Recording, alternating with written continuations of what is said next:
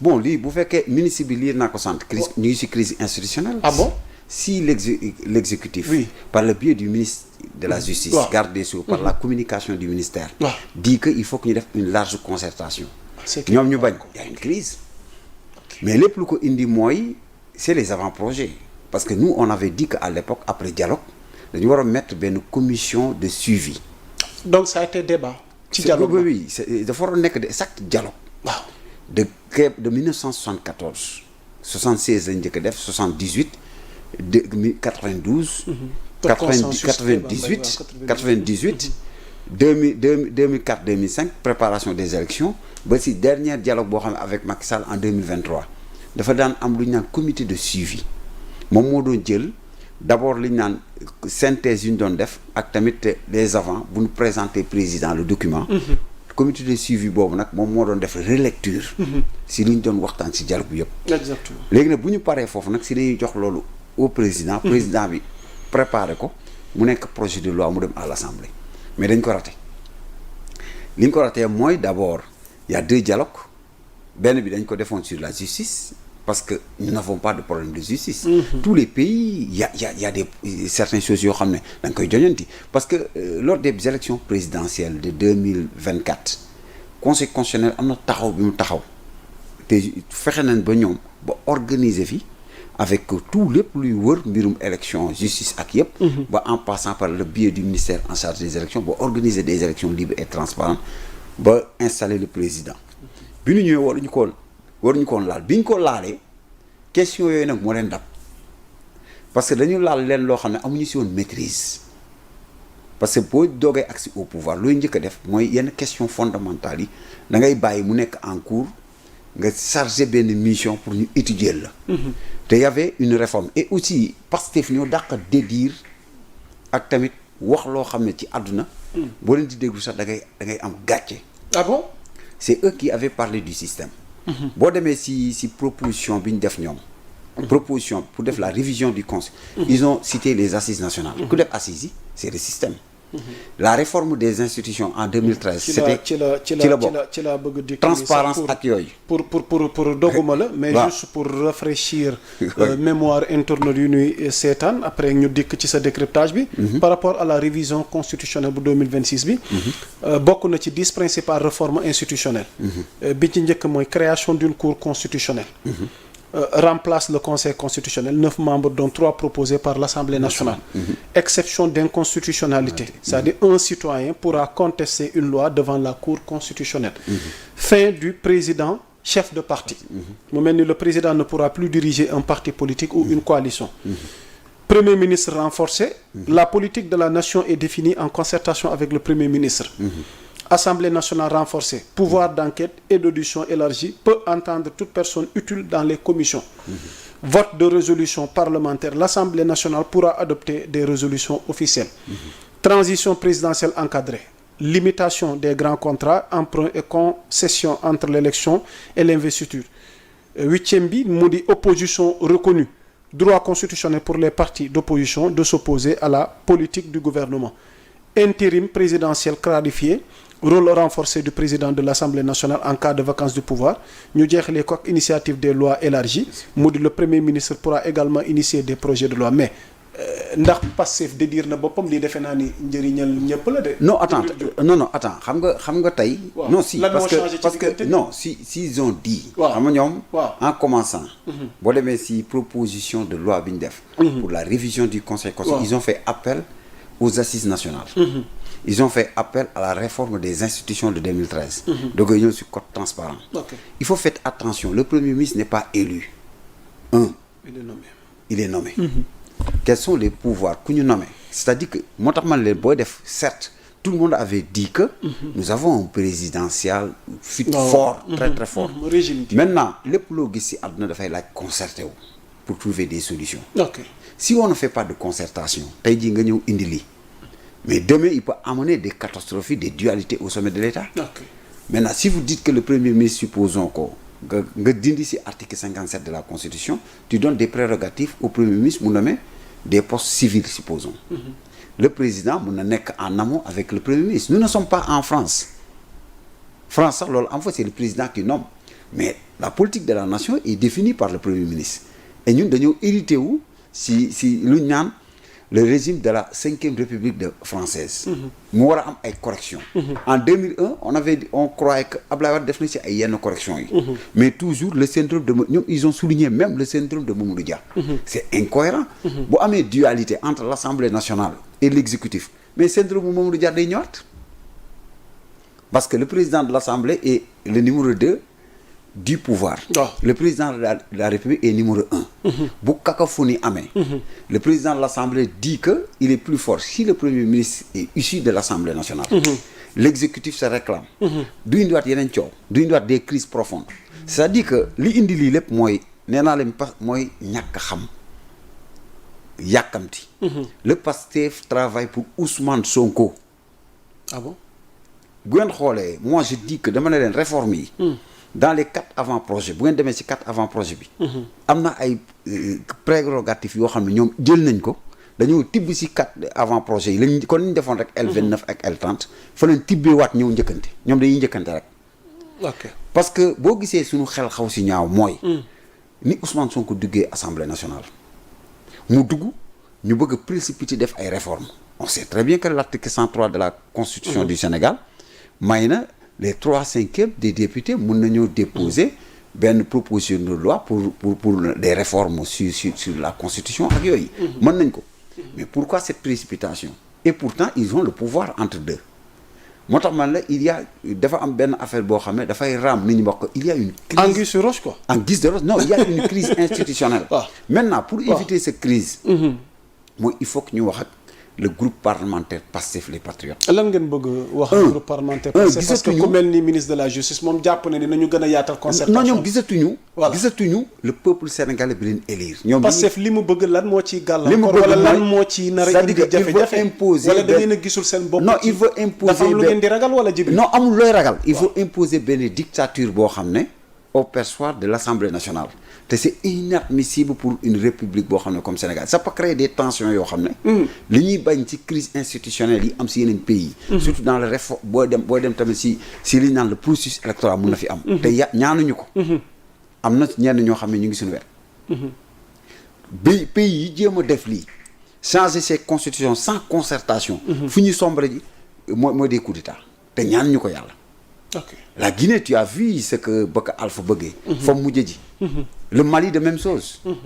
non xam nga Sénégal dafa am benn culture démocratique boo xam ne dañ ko ji Sénégal depuis 1974-76 mooy des concertations. ok en 1992 munoo jël lu ñu naan lu toll nii nga xam ne da nga war a def ay réformes. am ay changements yoo war a def si 29 articles de la constitution du Sénégal. nga ne benn groupe kase. ñoom ñooy représentant Sénégal. ñoom rek ñoo war a porter loolu. ànd see dem sans concertation. mais le Sénégal est un pays de dialogue et de discussion. te eux ñoom ñu koy porter ils ne maîtrisent même pas le droit. amuñu ci lecture. en ce moment nous faisons appel au président de la République. parce que d'abord liy raam ci ñag bi la jëm. Ousmane soit s'il a des problèmes il n'a qu'à benn nit warul tënk réew. c'est le moment nag que nous de l'opposition. kon est-ce que yow ci opposition bi ngay représenté yow en tant qu'acteur politique membre de l'opposition duñ leen laajaat li ñu bëri di wax naan Ousmane mooy seen problème. non c'est pas Ousmane le problème c'est-à-dire que xam nga problème. opposition bi c'est Ousmane qui est votre problème. non c'est pas le problème. wala dem gi mu dem à l'Assemblée daf leen arrangé wala fauteuil gi mu toog wala. position non xam nga dafa am lu ngeen di ragal. non dafa am yu bëri yoo xam ne dañ ko violé. te moom la xam nga bu doon keneen na. ok bu doon keneen na c'est lui qui a moom moo fait appel à quelqu'un mu nekk président de la République moom moo ñëwaat nekk premier ministre. moom moo ñëwaat bafouer les règles du jeu daw dugg assemblée. il sait très bien que ne il faut être élégant en politique. Okay. mais Macky Sall daana jekku. mais lépp Macky Sall loo ko mën a bañ. bu naree changer dara dina concerté wu. Abdoulaye Wade de même chose même Abdou Diouf. Okay. Même Senghor. et pourtant Senghor régime unique moo amoon. mais en 74 76 78 dafa concerté wu. parce que lu mu doon bañ dëkk bu dem ci sombre. mais musuma gis man je ne pensais pas. des choses yoo xam ne. c'est les anciens régimes dictatoriaux ñoo xam ne ñooy imposer seen doole. ñoo koy def tey nga koy gis ci Pastef mooy d'abord bu dul moom rek du nekk ñoom ñooy tripatouiller ñooy këf dara ba comme def lu mu kutoo kut mu nekk loi. pour ñu mën ko appliquer mais dafa am enjeu politique bi c'est-à-dire que benn. ragal nañ seen bëgg ñëw ak yow. benn nee naa leen l'enjeu mooy d'abord. dinañ yóbbu Sénégal ci benn crise institutionnelle boo xam ne. kenn souhaitable amoon na fi en 62. bootu foofu lañ jëm. ñaareel bi dinañ bëgg war a organiser ay élections léegi organiser élection locale mënatul nekk ñu faussé jeu bi il faut dañ koy faussé. parce que benn le président de la République buñ ko delloo loi bi ñaar la am soit il applique ou bien soit mu convoquer référendum bu ñu convoquer référendum élection locale mënatul am. moo tax ma ne et deuxièmement sur ce processus. mi ngi nii dañoo ba léegi révision ordinaire bi waroon am. depuis le 1er février waroon jeex juillet amul. fan lañ jëm vite fait. yeneen réformes yi. mais fi ñu jëm mooy Sénégal boo xam ne dootu ñu am calendrier bu stable sur le plan politique. en tout cas le gouvernement réclame une large concertation. merci mais s'il y a loolu la maître Moussa. mais il faut qu'il concerte gis nga yii boo koy def. concertation encore pourquoi. non il faut concerter xam nga tey. et si toutefois léegi tey jii nii Pastef wala tey majorité à l'Assemblée rejeté concertation bi. bu ko rejeté ñaar moo ci am. bu ñu demee voté jaarale ko le président a le droit à deux situations soit il convoque le référendum en disant que non du bàyyi les députés carrément li ñu def nanguwul. il convoque un référendum maintenant référendum c'est des moyens maintenant yaa ngi jëm élection locale noo mën a organiser référendum maintenant cette référendum mën na si profiter avec ces 4 avant-projets boolewaat leen te référendum boobu si le oui gagne c'est des lois si le non gagne nag ñu delluwaat ci beneen pëccaxoo boo xam ne moo tax man leen il faut faire tout en sachant qu'il n'a pas la majorité à l'Assemblée. tout à fait et ñoom il devait être élégant parce que ñoom ñoo bokk pouvoir bi. ok ñoom ñoo gagné. non mais foofu tamit foog ñu laaj sa xalaat est-ce que réellement ñoom ñoo bokkati pouvoir bi. ñoo bokk ci mbir yi ñoo bokk pouvoir bi xam nga problème bi lan la. bokkoon nañ. ñoo ko bokk. mais tey allure gi ñu gis mooy. xam nga élégance ci démarche. xam nga Macky Sall. mënatoo ne Sonko mooy Diomaye Sonko. non xam nga ndax ni mbir yi di demee nii. xam nga ko tamit Jibril. ñoom ñaar da nga jàpp ni dafa musul nekk. mus naa ko fi wax ne musul nekk Diomaye mooy Sonko mooy Diomaye c'était un slogan de campagne. nax nit ñi mais connaissant Ousmane Sonko mënul accepter keneen nekk à sa place il se croit toujours président de la République il a outrepassé en étant premier ministre yaakaar décision yi wax na ko ci conférence am de presse ne même premier ministre bi ñu war a fal ci parti bi la war a bokk te yow dàq nañ la ñaareel bi mu ñëwaat ne concertation Pastef moo war a jël majorité ci gouvernement bi ñetteel bi mu profité dugg assemblée nationale def benn discours njëkk di jël ci avant-projet yu président jël yor ci avant-projet yi lay tibb. ba pare ñam doon xeex le système mooy ñu def assise nationale def réforme des institutions mu ne ci ñoom la tibbee pour dajale pour mën a def révision conseil mais nit bu mel noonu tey bu mel il faut avoir gis nga Sénégal ñett moo ko jig. mooy la générosité. et nga nangoo partage discussion et dialogue. ok Djibril Diop su fekkee tey àndoo ak démarche bi Ousmane Sonko jël ànd ko ak majorité bi. qu'est-ce que tu proposes comme idéal vite fait. mooy d'abord dans un premier temps. il y a 4 avant-projets. ak ñoom li ñu ça devait il faut que ñu mettre en place benn dispositif de concertation le plus rapidement possible. mooy d'abord pour discuter sur ces questions ponctuelles parce que. dafa relever des questions d'intérêt national. parce que ça touche la constitution du Sénégal DG normalement moo waroon organiser des concertations le plus rapidement possible. acteurs yëpp muy l'opposition le pouvoir la société civile et les d'éminents responsables ñu toog ñu discuter ñu indi avant-projet yi ñu mettre que dans un canal comme ni ñuy def le dialogue maintenant en ce moment au sorti les propositions yu fay jël on peut prendre ces propositions ak tamit kiiwu dialogue ba aller présenter ça au président de la République le gouvernement va le porter comme projet de loi parce que d'abord le gouvernement a ses avant-projets. Le groupe parlementaire Pastef les Patriotes a ses propositions de loi pour réviser la Constitution. mais nañ boole le paquet en même temps que c'est en ce moment. ñu mën a jël lépp en prérogative mais lan fan lay mujjee ji. mooy d'abord c'est le moment qu'on dise que les élections locales ne peuvent pas se tenir en janvier. il se peut qu'il y ait report. non il faut le reporter. sinon ce sera des élections les plus catastrophiques dans l'histoire politique du Sénégal.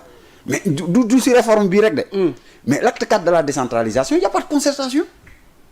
te engagé nañ ko le fichier ban fichier révision ordinaire moo lay wan que ñoom mise à jour le fichier ban fichier la ñuy demee fichier bi mise à jour luñ ko di moom lañ demee élection présidentielle et dafa war am toilettage ñu génnee ñi génn àdduna ak tamit ñan ñooy changer vote ak 18 ans yi war a dugg ci fichier bi ki inscrire il y a tous ces tas de problèmes qui sont là. En ce moment l'opposition certains gens de l'opposition sont en train de jouer. Ah, tu en fais partie. Oui non mais moi je ne suis Où est pas. ta responsabilité dans tout ça? Non xam nga que tu es membre de l'opposition. je suis membre de l'opposition. Ouais. Mais la majeure partie entre nous il y en a ceux yoo xam ne. man li ma gis mooy ci Diomaye président lañ bëgg a dem. Ah bon? mais le discours de Bamba Fall. seen dajale woon yéen FDR. mais le discours de Bamba engagé wu Fall. leen FDR.